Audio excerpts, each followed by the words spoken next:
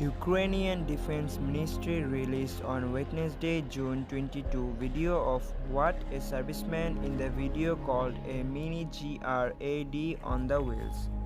The video shows Ukrainian servicemen firing makeshift rocket launcher from various locations said to be the Kherson region.